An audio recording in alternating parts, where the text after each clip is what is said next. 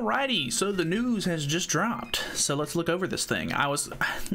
As a last second thought, I was kind of gonna be interested to see if they were gonna try to merge the gap a little bit and just try to release this as like one Ragnarok banner, but I think that was just me thinking too much. But either way, the new patch is out, so yeah, let's go over this thing. If you're new to the channel or anything like that, feel free to subscribe. It's free. Upload every day. That's pretty much all I've got to say. I'm gonna keep it short. I'm not gonna sell myself, you know, too big or anything. So let's hop into this thing. New hero. So we have the new Ragnarok Bond. This is a brawler Bond, so he uses all of the cosmetics of old Bond, the old brawler Bonds, so he sort of fits in there. I'm just gonna go ahead and say skip the banner. Not a good banner. It is a step up banner, which makes it sort of kind of enticing if you just want to grab a new character, or you think you might be able to get some use out of him. But you know, he'll probably be on newer Ragnarok banners and stuff like that in the future. Obviously not the next banner that we're getting because he's too new for that, but yeah, he will be on future banners. He might even be one of the characters that gets added to some of the like ticket banners and stuff like that. So you might even be able to you know, pull him just randomly at some point in the future on just a random banner. But yeah, he's just pretty lackluster, unfortunately. He does the best thing that comes out of this the hero getting added though is that all of the brawler bonds actually get a stat increase because of his release. So that is actually a good thing.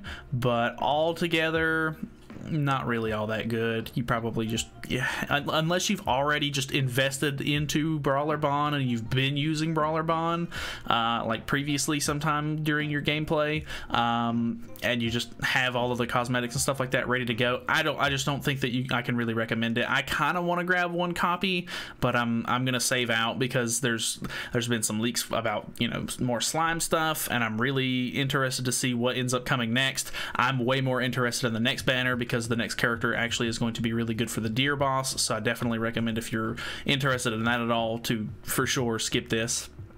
But let's move on to the rest of the content. So there is going to be a new holy relic. It is Ludociel's holy relic. If you're interested in Ludociel or the Archangel's holy relics, do know that the next patch that we're getting next week is actually going to have Margaret's holy relic. So Margaret Ludociel is getting a holy relic, and it's pretty good from what I understand. I haven't really seen a whole lot of gameplay or anything like that on it, but as somebody who only has enough, you know, for one relic at the moment for the deer, because I don't really play deer too much, I'm gonna get this relic and sort of try to start working on gathering more materials to get Margaret's relic, because I do think it's kind of good, and I really like the original Ludo. OG Ludo is probably my favorite like actual character in the game. So it doesn't do anything fancy. It literally just boosts his basic stats, but that's pretty much what he needs because his whole gimmick is to out CC the opponent, and more basic stats is going to give more CC. So, you know, it works out.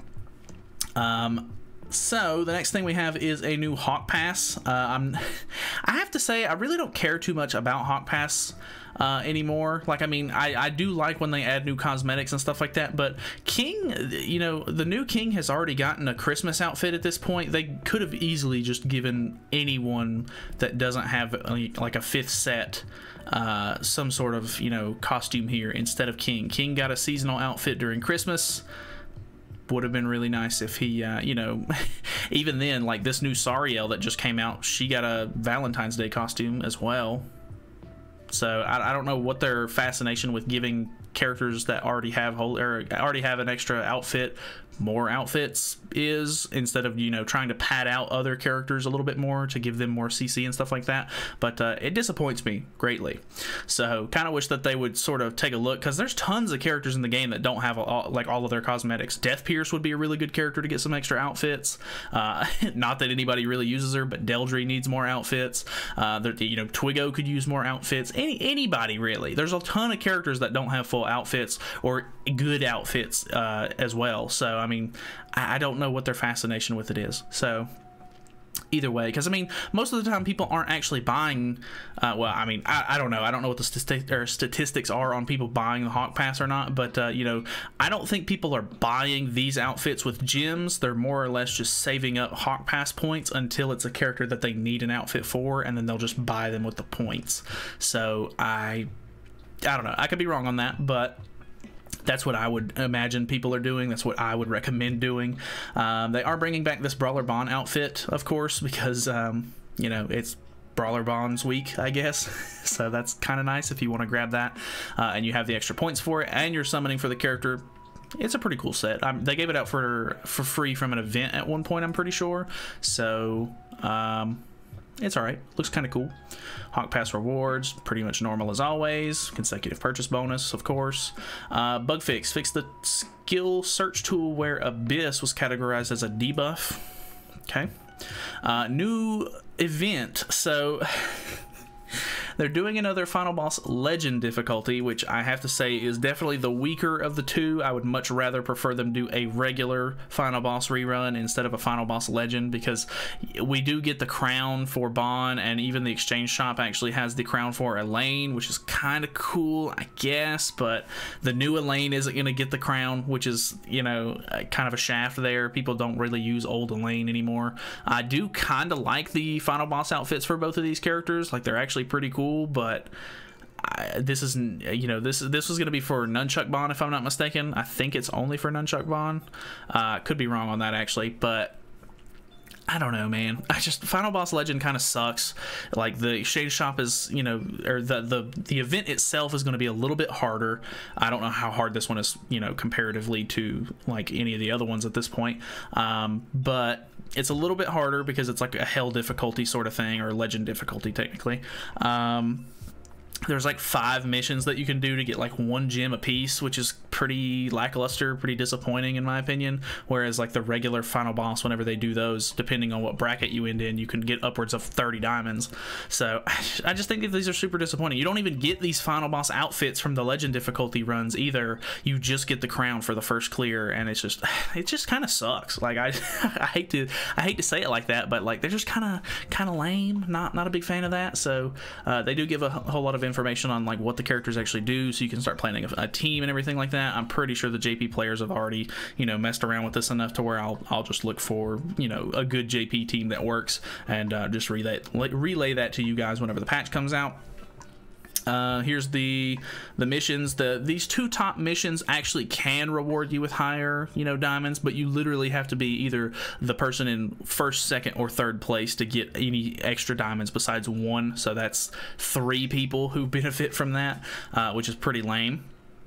Here's the exchange shop. You do, like I said, you do get the crown for Elaine, which is kind of cool. I'm glad that they at least gave her that. So I'm assuming whenever they do a Final Boss Legends for Meliodas and Elizabeth, those will both, you know, you'll be able to get the crown for Elizabeth as well. So that could be kind of cool. But then again, I don't like legend difficulty. Ragnarok spin event. So there's going to be a spin event going on. The rewards seem halfway decent. 5 diamonds there. Pretty regular rewards and stuff like that. These events are actually kind of just, you know, build up. Like, they just sort of I guess whatchamacallit, they just add up over the time that you end up doing it and give you a pretty decent amount of rewards as far as I'm concerned. I don't hate on spin events. They're actually kind of nice.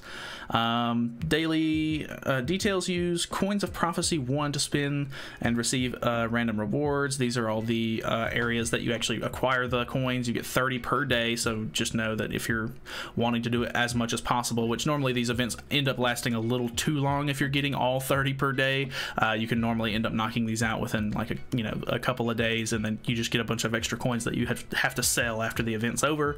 But yeah, kind of cool that there's a snake on the coin. Kind of alludes to the next character that's coming out next week. There is a back-to-back banner, by the way. I don't know if I've mentioned that already, but it's this Bond banner, and then next week we get the next Ragnarok banner. So if you're stretching thin on diamonds, make sure that you pick and choose which one you want to summon on.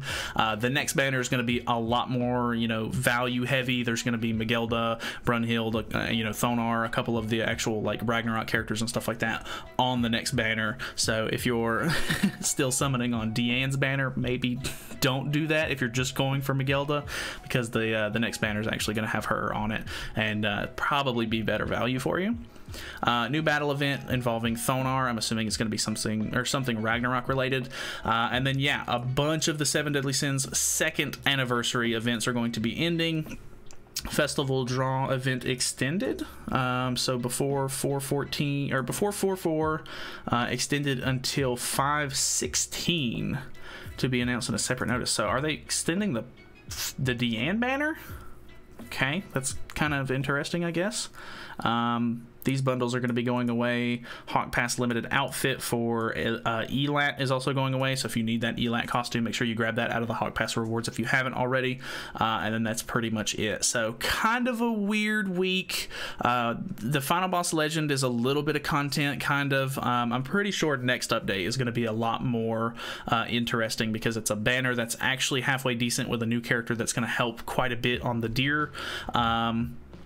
Along with I think there's an event or two that comes out with that update as well. I could be wrong on that. I can't remember exactly what all was in the patch note for that one, but that is pretty much it. Kind of looking forward to the Holy Relic, to be honest. I'm pretty interested in using it, but yeah, not really planning on summoning on this banner. So yeah, I would recommend skipping it, but that's just me. Anyway, thank you guys so much for watching. Hopefully you guys enjoyed the video. Feel free to subscribe if you have not already, and I will see you guys in the next one.